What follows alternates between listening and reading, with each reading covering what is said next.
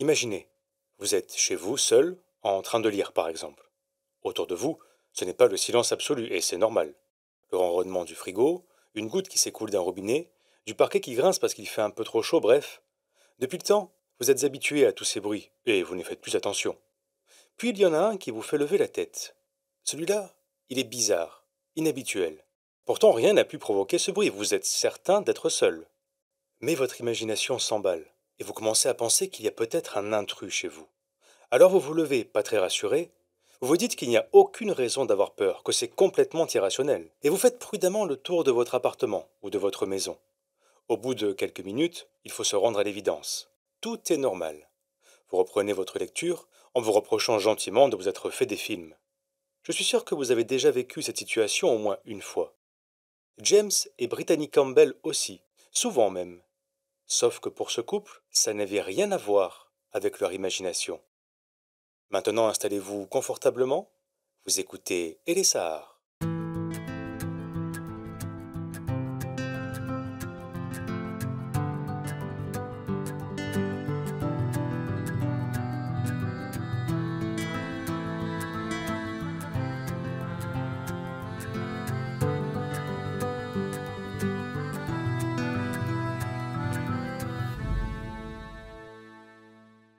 En 2018, tout va bien pour James et Brittany Campbell. Ils viennent tout juste de se marier. James a déjà deux enfants d'une autre femme, deux garçons. Et très vite, Brittany devient une véritable mère pour eux. Quand James, qui travaille dans la marine américaine, est muté à Hawaï en 2019, la famille s'installe à Honolulu avec un chat et un chien dans une maison à deux étages. Elle ressemble à toutes celles que l'on trouve dans le quartier. Un grand salon, une cuisine séparée, une salle de bain au rez-de-chaussée, une autre à l'étage, et encore au-dessus, une petite trappe qui mène au comble. Les Campbell ne s'en servent pas. Ils sont bien trop étroits pour en faire une pièce à part entière. Au début, tout se passe bien. La famille prend ses marques à Hawaï, profite du soleil et de la plage. En juin 2019, quelques mois après leur arrivée, un incident étrange vient perturber ce tableau idyllique. Dans le garage de la maison, il y a encore des cartons de déménagement non déballés, ceux qui contiennent des affaires dont on n'a pas besoin au quotidien et qu'on ne sait pas encore où ranger. Ce jour-là, Brittany a justement besoin de récupérer quelque chose dans l'un de ces cartons. Elle ouvre le garage, allume la lumière et se fige quelques secondes. Presque toutes les boîtes ont été ouvertes puis renversées, leur contenu éparpillé sur le sol. La jeune femme court chercher son mari et, quand il voit ça, il pense comme elle. Quelqu'un les a cambriolés. Sauf que très vite, le couple se rend compte que tout est là. Pourtant, ce ne sont pas les objets de valeur qui manquent, ne serait-ce que le matériel dont se sert James pour faire de la musique. Mais non, rien n'a disparu. Et ce qui est encore plus bizarre, c'est que les objets semblent avoir été disposés volontairement en différents tas, comme si quelqu'un les avait empilés. Le couple se dit que les garçons ont peut-être voulu s'amuser et oublié de ranger. Ils jurent qu'ils n'ont rien fait, et les parents les croient.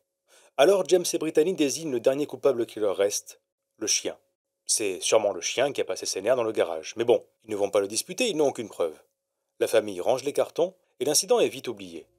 À peine une semaine plus tard, Brittany est de nouveau confrontée à un événement inquiétant.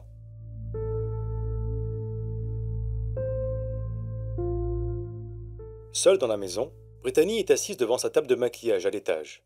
Elle se prépare pour sortir avec des amis et regarde une vidéo sur son PC portable posé là. Soudain, la porte d'entrée claque. La jeune femme sursaute, puis se dit que c'est son mari ou les enfants qui viennent de rentrer. James? Les enfants? C'est vous? Pas de réponse. Elle appelle à nouveau et obtient en retour un silence de plus en plus angoissant. Brittany prend son courage à deux mains et décide de faire le tour de la maison pièce par pièce. Lorsqu'elle revient à nouveau dans la chambre, elle pousse un soupir de soulagement. Il n'y a rien d'anormal. James ou l'un des enfants a dû passer en coup de vent récupérer quelque chose, et comme elle était concentrée sur sa vidéo, elle n'a pas entendu la porte s'ouvrir, juste quand elle s'est refermée. Le soir, une fois la famille réunie, Brittany raconte ce qui s'est passé à James. Mais il répond qu'il n'est pas revenu à la maison, et les enfants non plus d'ailleurs. James se dit que la porte était mal fermée et qu'elle a claqué à cause du vent, voilà tout. Sauf que Brittany est sûre qu'elle était bien fermée. Comme souvent quand chacun maintient sa position, la discussion ne mène à rien, et le couple part se coucher. Au milieu de la nuit, Brittany est réveillée en sursaut. La porte d'entrée vient encore de claquer. Elle se redresse, tend l'oreille. Une autre porte s'ouvre et se ferme dans la maison. James! James, réveille-toi! Y a quelqu'un dans la maison! J'ai entendu la porte d'entrée! Quoi? Mais non, c'est pas possible, je l'ai verrouillée avant de venir me coucher, t'as dû rêver. Endors-toi. Et là-dessus, James se retourne dans le lit. Brittany comprend que son mari ne l'aidera pas. Alors elle se lève et descend au rez-de-chaussée pour en avoir le cœur net. La porte d'entrée est fermée. Elle saisit la poignée, la tourne et tire. La porte s'ouvre doucement. Elle n'est pas verrouillée. Mais dans ce cas, pourquoi James a dit le contraire? À quoi ça sert de mentir à sa femme sur ça? Ou alors c'est l'un des enfants qui a voulu sortir en pleine nuit? Brittany monte dans leur chambre et trouve les deux garçons dans leur lit. Peut-être qu'ils font semblant de dormir. Alors elle les réveille. Vu la tête qu'ils font, ils dormaient profondément depuis plusieurs heures. Brittany réveille à nouveau James et lui dit que la porte d'entrée n'était pas fermée à clé. L'homme lui répète que c'est impossible, quand soudain, le couple entend distinctement la porte coulissante donnant sur le jardin à l'arrière de la maison s'ouvrir, puis se fermer. Cette fois-ci, James descend voir, et remarque que le loquet n'est pas enclenché, alors que ça aussi, il est sûr de l'avoir fait avant d'aller dormir. Il sort, fait le tour de la maison, mais ne voit rien de spécial. Le couple retourne se coucher. Cette nuit-là, il ne dort que d'un œil.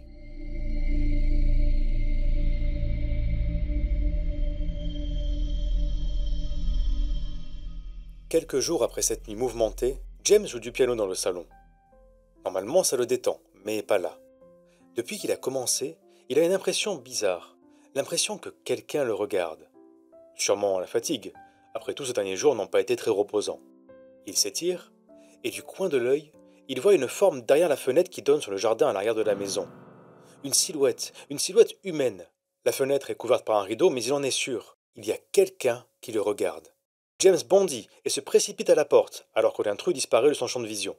Quand il arrive dans le jardin, il n'y a personne, aucune trace de quoi que ce soit. Est-ce que c'était un voisin curieux, un voisin qui voulait se plaindre du bruit, ou simplement l'imagination de James? Il est incapable de répondre. 2 ou 3 jours passent. James est à la maison avec les enfants. Machinalement, il jette un œil au calendrier accroché au frigo et voit un message écrit à la main sur une date quelconque.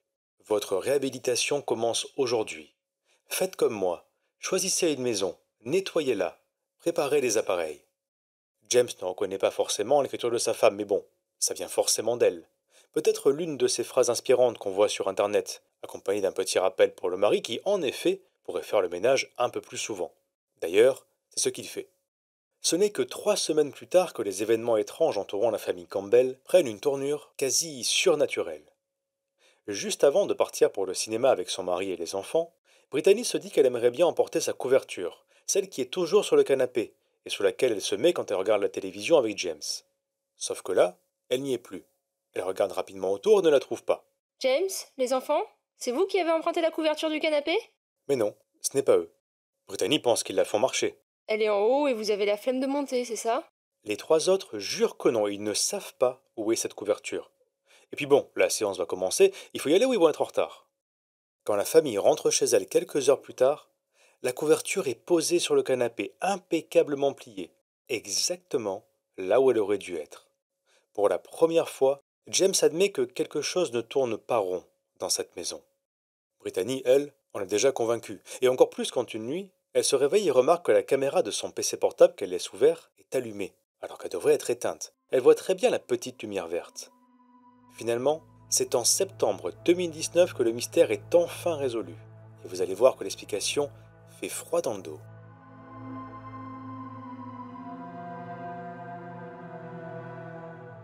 En septembre 2019, la famille décide de partir une semaine en vacances. Elle revient un peu plus tôt que prévu. Et quand la voiture s'engage dans l'allée devant la maison, Brittany remarque le vélo de James non loin, posé par terre. Elle demande à son mari s'il en a fait avant leur départ, mais non. James a bien fait attention de mettre son vélo dans le garage pour éviter qu'on lui vole en son absence. Alors qui l'a mis là? Le couple a un mauvais pressentiment.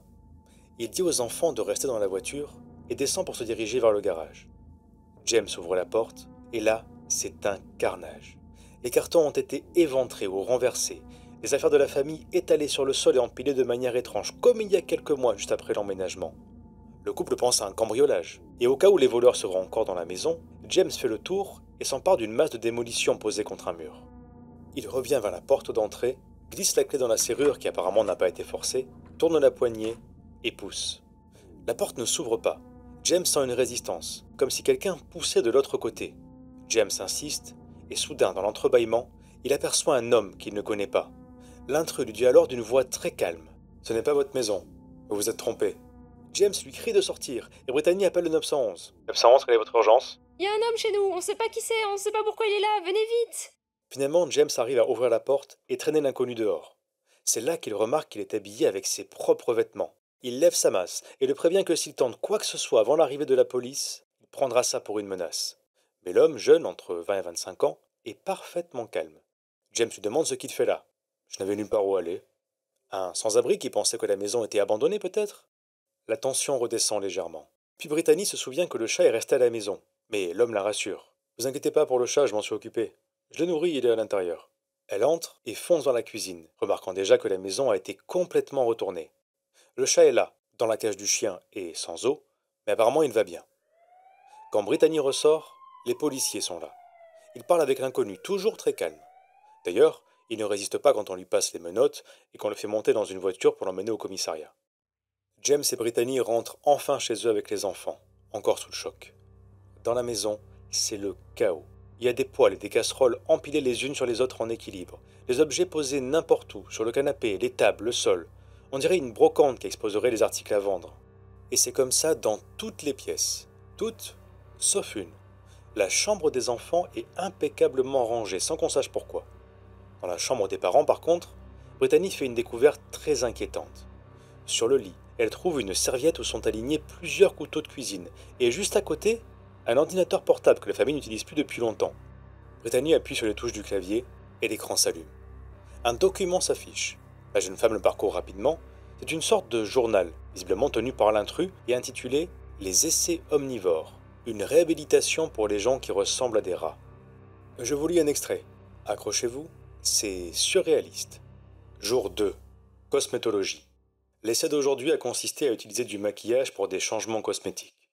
Il y a eu beaucoup d'échecs, mais je pense qu'il y aura des progrès. C'est difficile de savoir quoi faire parce que je n'ai pas encore eu de véritable contact avec le consultant. Je veux me rapprocher, mais je pense que nous avons tous les deux peur de quelque chose que nous sommes.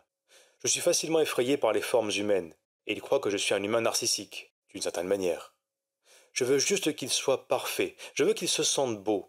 Je crois que même la manière dont ils sont est probablement l'une des plus belles créatures que j'ai jamais vues. Mais je suis un homme bizarre, alors je suppose que c'est pour ça. Mais les essais seront menés à bien.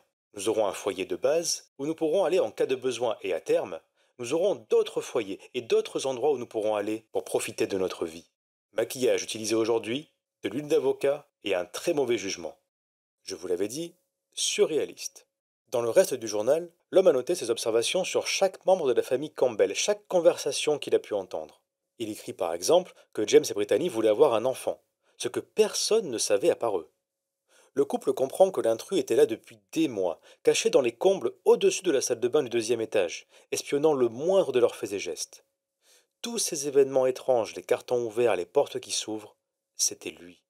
Mais ce n'est rien comparé à ce qu'il s'apprêtait à faire tel qu'il le décrit dans son journal.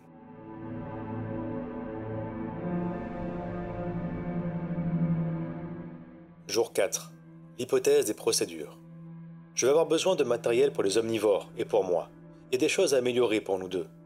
Je crois qu'il faut que je traite un peu ma jaunisse. Et pour les omnivores, il faut que je les amène à un stade où ils sont aptes à devenir un Ézéchiel. Bien sûr, l'entraînement sera un peu plus difficile, maintenant que tout le monde est installé à la maison et regarde la télévision régulièrement. J'ai besoin d'une lampe pour traiter la jaunisse. J'ai besoin d'un lit d'hôpital, un qui peut s'étendre jusqu'à 1,80 m. J'ai besoin des outils qu'utilise un chirurgien.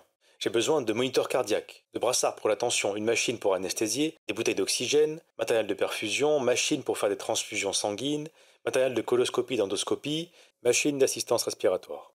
Cette liste est suivie d'une autre, dans laquelle on trouve des médicaments pour droguer Brittany et les enfants. Dans l'historique de ce que l'homme a recherché sur Internet, il y a des sites de vente pour des tables d'opération chirurgicales, et d'autres qui expliquent comment procéder à l'amputation d'un bras ou, je cite, la réassignation de sexe. L'homme s'apprêtait à droguer, puis mutiler les Campbell pour les transformer en ce qu'il appelle des Ézéchiel. Ne cherchez pas ce que ça veut dire, c'est son prénom, Ézéchiel Zayas, 23 ans, quand il a été arrêté. Les couteaux retrouvés sur une serviette dans la chambre des parents, c'étaient ceux qu'il comptait utiliser pour opérer. Si la famille Campbell n'était pas rentrée plus tôt de son voyage, cette histoire aurait pu très très mal finir. Ezekiel est poursuivi pour cambriolage, puisque d'un point de vue légal, il n'a rien fait d'autre. La police le remet en liberté dans l'attente de son procès. Les Campbell ne comprennent pas comment on peut laisser un tel individu dehors, mais ils n'ont pas à s'inquiéter longtemps. Peu de temps après sa sortie, Ezekiel vandalise un temple bouddhiste local et il repart en prison. On entend de nouveau parler de lui en 2020, quand il est accusé d'avoir tué le détenu avec qui il partageait sa cellule. Déclaré inapte à suivre son procès, il est transféré à l'hôpital psychiatrique. En août 2023, Ezekiel Zayas est condamné à 40 ans de prison, 20 pour le meurtre et 20 pour 3 autres chefs d'accusation, dont le cambriolage de la famille Campbell. James, Brittany et les enfants ont quitté Hawaï depuis. Ce qu'il s'est passé les a laissés traumatisés et encore aujourd'hui, ils ont du mal à s'en remettre totalement. J'espère que cette histoire n'aura pas eu le même effet sur vous et que vous ne sursauterez pas au moindre bruit suspect dans votre maison ou votre appartement. Mais, au cas où si vous en avez, jetez un œil dans vos combles. On ne sait jamais.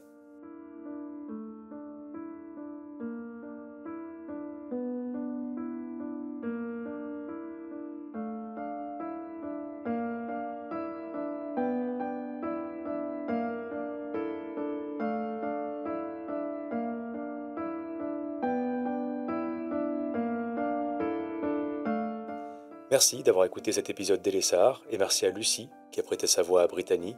Abonnez-vous si ce n'est pas encore fait. Partagez ce podcast, parlez-en autour de vous. Quant à moi, je vous dis à très bientôt pour une nouvelle histoire.